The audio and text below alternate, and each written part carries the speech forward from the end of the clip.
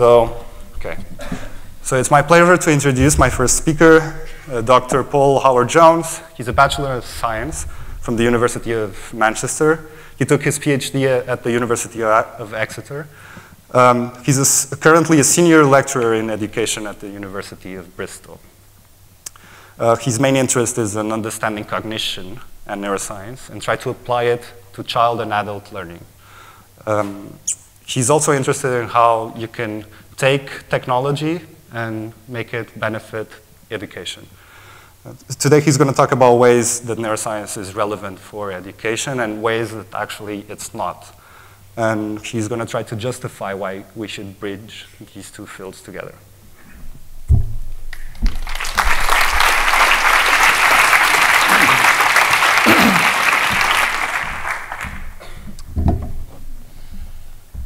Boa noite. It's the end of my Portuguese. I have to thank the teachers in the front row who spent 10 minutes rehearsing me. So I'm Paul Howard-Jones from the University of Bristol, and I understand that there's a funny song in Portugal about a man who has more than one wife. Is this true? So I think I am that man because my one wife is neuroscience and the other one is education. And I do research in both of those fields, and the thing I'm most passionate about is bringing them together, because I think we have an awful lot to learn, and both fields have a lot to benefit. So I'm going to just point out some of the areas where neuroscience already has something to say. Unfortunately, I haven't got time to go into all of these, but increasingly we are dealing with children in the classroom and trying to support children in the classroom who have a range of developmental disorders, ADHD, dyslexia, dyscalculia, that neuroscience is providing some insight into, and we should probably incorporate that insight into our educational interventions. We're understanding a lot more about reward, and reward is very linked to learning. And I was interested to hear what Andre said about the study about the link between money and how much you actually learn. And it is true that there has never been a very good relationship between the rewards that are offered to children and the learning that is achieved. However, of interest is that there is a good relationship between the way in which the brain responds to reward and the learning that is achieved. So understanding the brain's reward system is something which should be of interest to educators, and that's an area of particular interest of mine. We've often been confused about the relationship between memory and stress. If you have too much stress, you don't learn. If you have too little stress, you don't learn. What's going on? Well, neuroscience is beginning to unravel that mystery. We're also understanding the role of visualization and imitation in learning. When you visualize something, you use almost as much visual cortex activity as when you actually perform the act in real life. Tells you something about the power of visualization as an educational learning tool. And also imitation. As you're looking at me now, your motor cortex, the part of your brain that controls your hands, is activating as if your hands are going like this. And you don't even know that I'm doing this to you. Why am I doing this to you? Why is your brain doing it to you? Well, probably because it provides some form of unconscious communication between us that allows you to get into my head a little bit more. And that's of potential interest to teachers as well. Adolescence, we're beginning to learn that teenagers are not just big children and they're not just young adults. In fact, some might think they're a species all of their own. As a father of teenagers, I think I would think so. But brain development is not continuous during childhood. Teenagers' brains are not just bigger versions of younger children's. There are particular things that are happening in the brain during adolescence that help explain and help us empathize with the adolescent experience. And I believe that understanding more about that will change our attitudes towards teaching teenagers and towards helping teenagers grow up and get on in school. And of course, there are some things, such as cognitive enhancing drugs, which are on the way anyway. And that's one of many topics where educators are going to have to start, well, all of us are going to have to start debating and discussing what our attitudes are to pills that can make us smarter, and very much more. So there's lots of justification as to why teachers should know about neuroscience, why educators should know about neuroscience.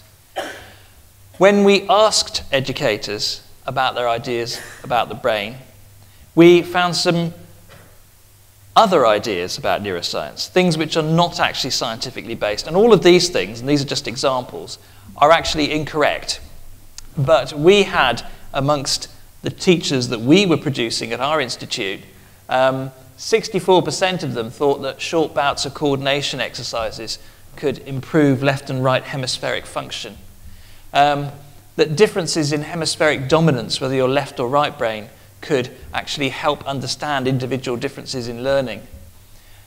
That exercises that rehearse coordination of motor perception skills can improve literacy.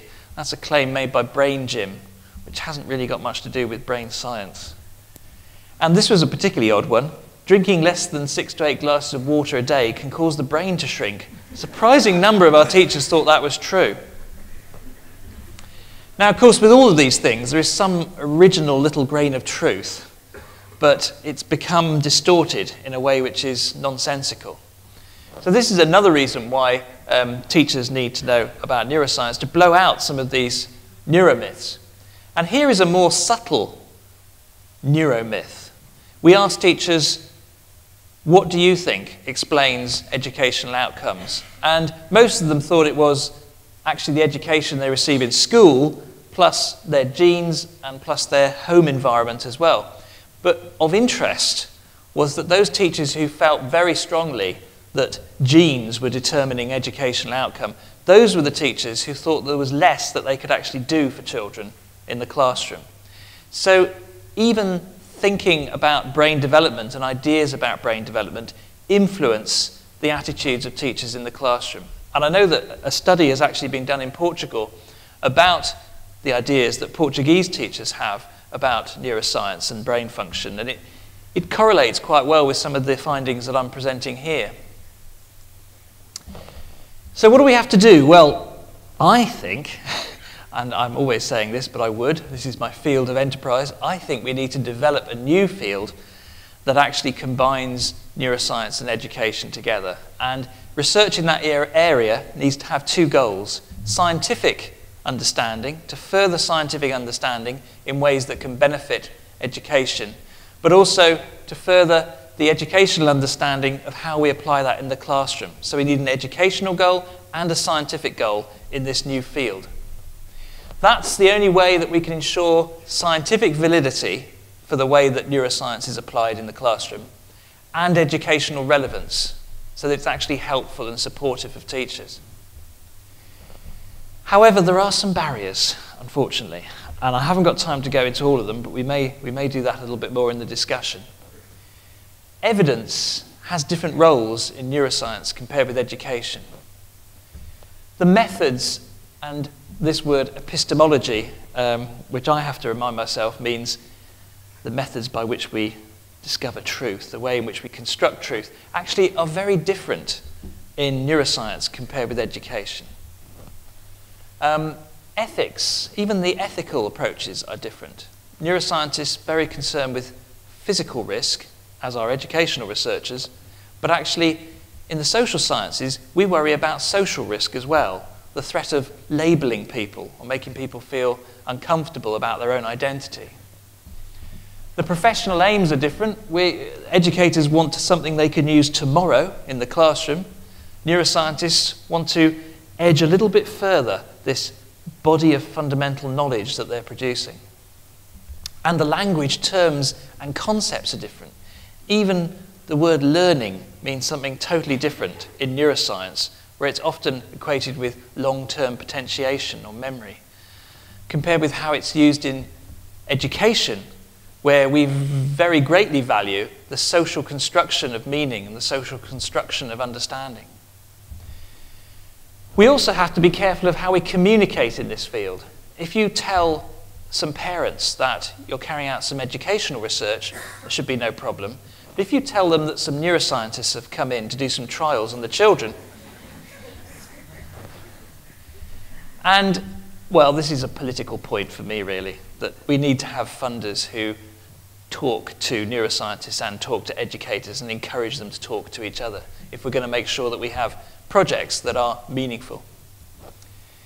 So this, sadly, is the long road which I propose and that I support in terms of getting insights about the brain into the classroom.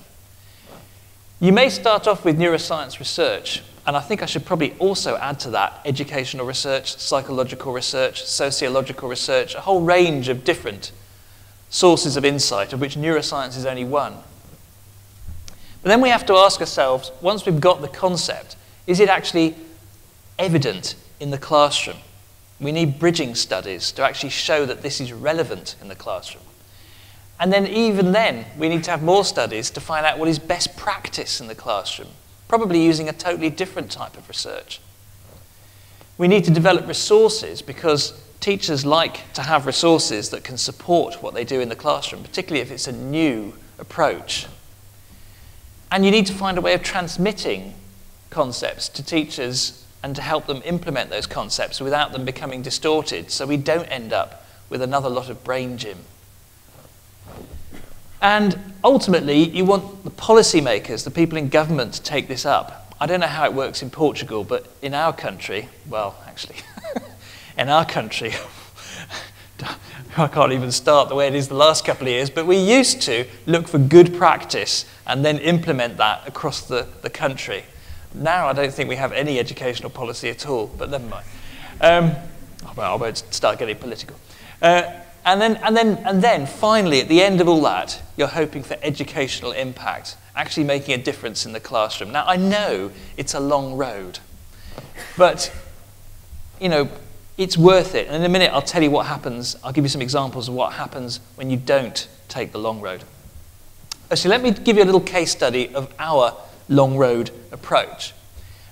We've just produced, with a company called Zondel, a free app for teachers that you can access via the internet, and it allows you to teach any lesson through a gaming context. So it doesn't matter if it's maths, physics, geography, religious studies, you can deliver it entirely through a game.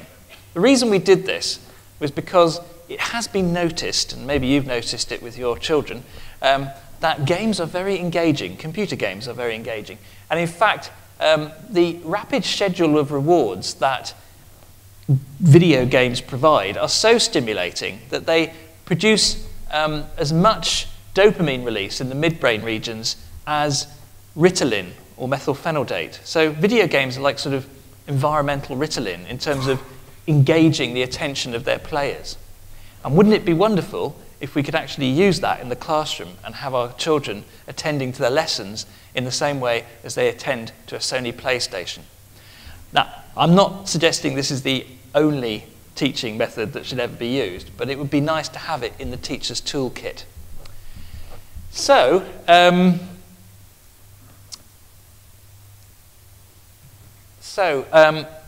where did we start in terms of the neuroscience? Well, we were particularly interested in this study that had been done looking at dopamine release in another type of primate.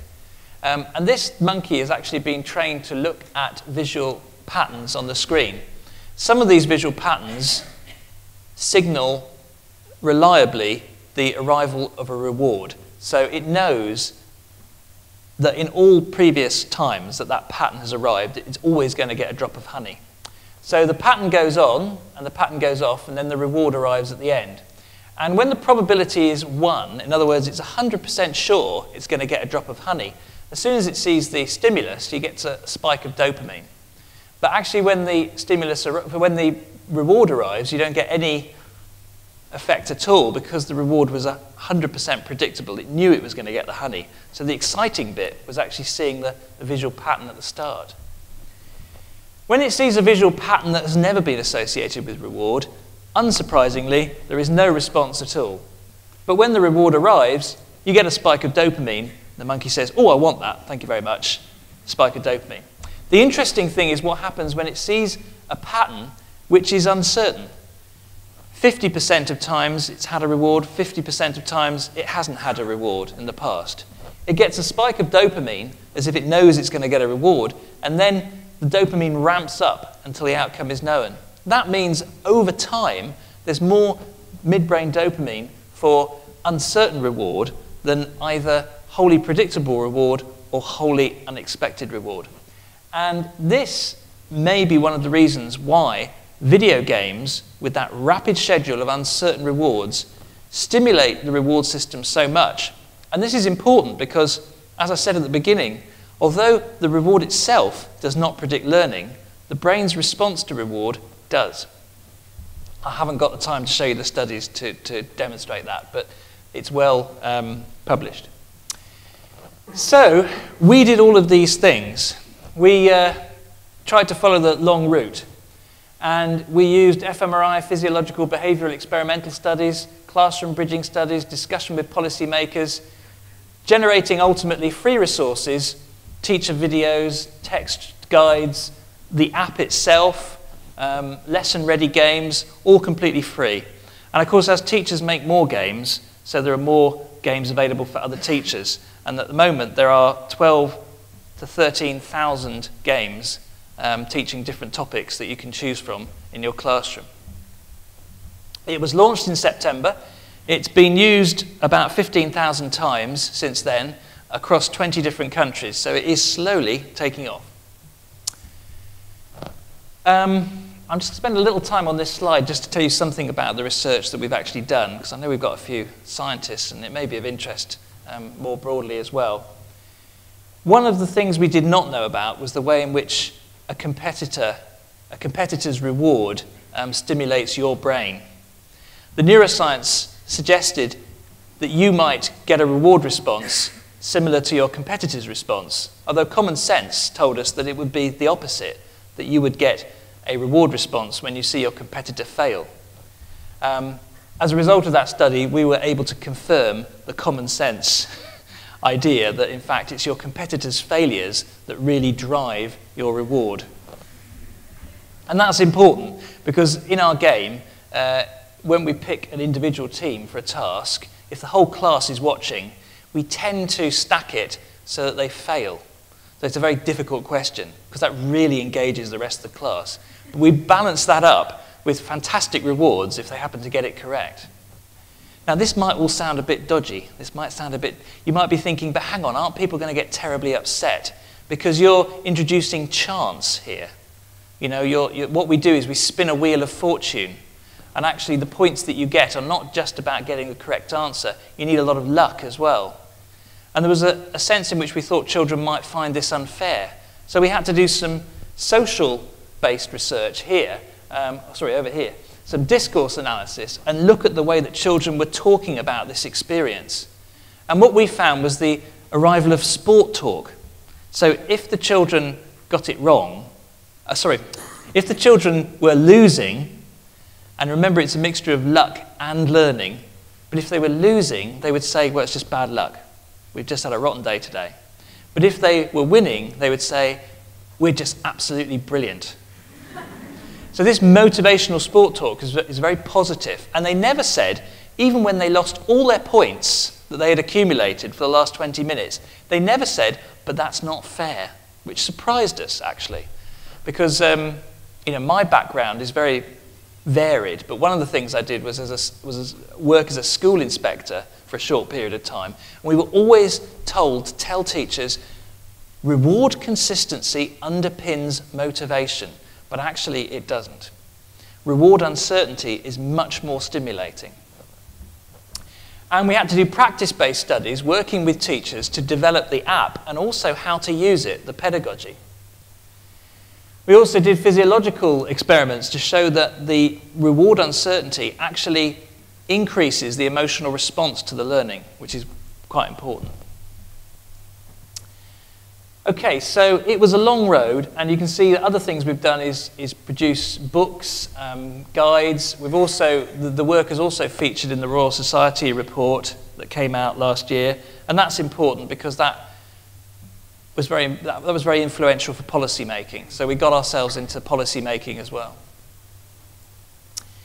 But the attraction of this approach is all of the additional benefits. You actually, if you're working with teachers, you find useful questions for the future. If you are doing classroom studies, you discover other effects that are relevant to the classroom, and you talk to teachers, and teachers help you develop the language and the concepts required to communicate what you're doing. Also, in terms of developing resources, you're also at the same time developing experimental platforms. So it's not just an app that we can use on the web, it's also something we can use in the brain scanner as well. And learning how to communicate to teachers about your work also empowers teachers to become involved in your future research as well. And talking to policymakers has been very important, because I think that's where I've found some of the scariest ideas about neuroscience. Not actually amongst teachers, but amongst politicians. And I'll show you an example of that in a minute. So what happens if you take the shortcut? Well, this is a shortcut approach to neuroscience in education. Learning styles.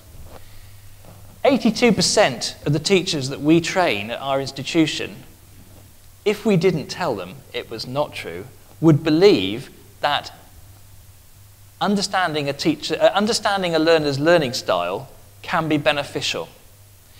I have to say there is no educational, psychological, or neuroscientific evidence that knowing somebody's learning style, whether they are visual, auditory, or kinesthetic, has any benefit whatsoever in the classroom. In fact, the studies that have been undertaken properly, scientifically, and studied in peer-reviewed journals show the opposite. But what's happened here, because this is often sold on the basis of neuroscience, we have an auditory cortex, we have a visual cortex, we have a somatosensory cortex. Therefore, if we have different parts of the brain for visual, auditory, and kinesthetic, we must have individual differences in our brains, and therefore, it makes sense to teach to learning styles. By the way, I should say that teaching any subject visually, auditory, and kinesthetically is a good thing. What isn't a good thing is categorizing learners as being visual, auditory, or kinesthetic.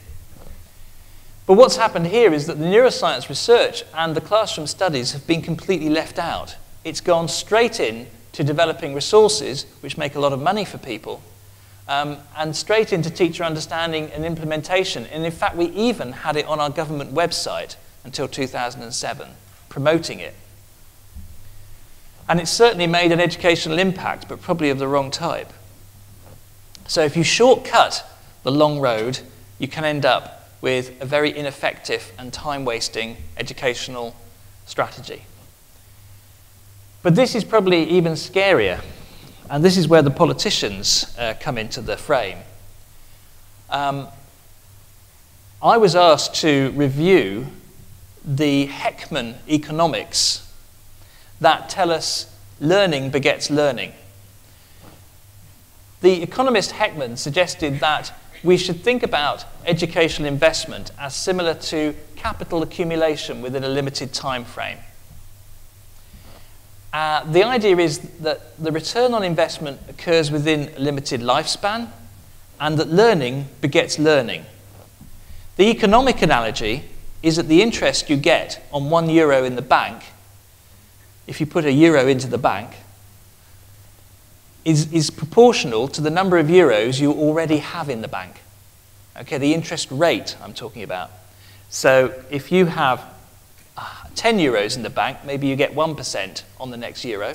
But if you put in €1 when you've got 100 euros in the bank, then maybe you'll get 20%.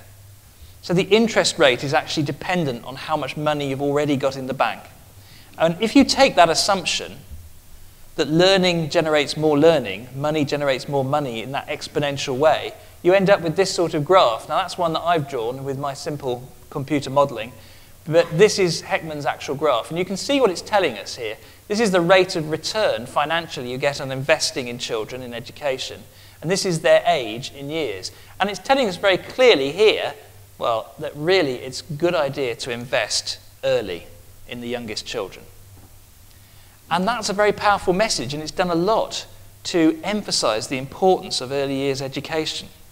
But unfortunately, this graph also carries some other darker messages, because as well as investing early, we should also be investing in the children who already have a lot of money in the bank, the advantaged children, not the disadvantaged. And there are many other problems with this graph as well. But the biggest problem for me is that it is not based on how we understand brain development. And in fact, despite the early enthusiasm for pouring a lot of money into early years interventions, it has really hasn't really worked as well as we'd hoped. So the early Head Start projects in America, which have been taking like $8 billion per annum, actually the gains dissipate after 2 to 3 years. So we haven't really quite sorted out the investment returns in that way. And some adolescent interventions actually are quite effective. And a recent review in Science concluded that existing early interventions cannot tell us the best methods or timing for optimal return. So we just don't have the knowledge to draw that sort of graph. And that graph is not a fair representation of the evidence. It is a mathematical assumption of somebody who is not actually an expert in neuroscience. However, he is a Nobel Prize winner. So when I was asked to present my opinions in front of him a couple of years ago, I was slightly anxious. However, he basically agreed with what I said and was concerned at the way in which his work has been interpreted by the politicians. So the model doesn't differentiate between typical and atypical development, atypical and typical experience, or atypical and typical genetic background. And that is really what we know from neuroscience about sensitive and critical periods. It's all about this difference between normal and abnormality. It also assumes a single type of accumulating cognitive ability. And we know that actually our brain has many different abilities, and its development is not continuous. And one of the reasons why Heckman was not particularly worried by me demolishing his model was the fact that his more recent work actually has a more sophisticated model of the brain, and it shows that you should invest early, and guess who you should invest in? The disadvantaged. So there is no moral dilemma here. There's no difference between the moral case and the financial, economic case. It is the youngest and the most disadvantaged that we should be investing in. However, this model hasn't received any attention from our politicians at all. Instead, that mathematical curve, which is not a plot of evidence, is used in all sorts of ways in very influential documents and misrepresented time and time again, and given as the justification for taking money out of higher education and putting it into the early years. And this is a typical example. The Heckman curve, to which Alan himself refers, shows that investment early in life produces better returns. It doesn't show anything. It shows a mathematical equation which is not based on what we know about human development. And, of course, that shift in investment has caused a lot of problems in the United Kingdom and a lot of upset. It's the reason why I can't send all of my children to university, for example.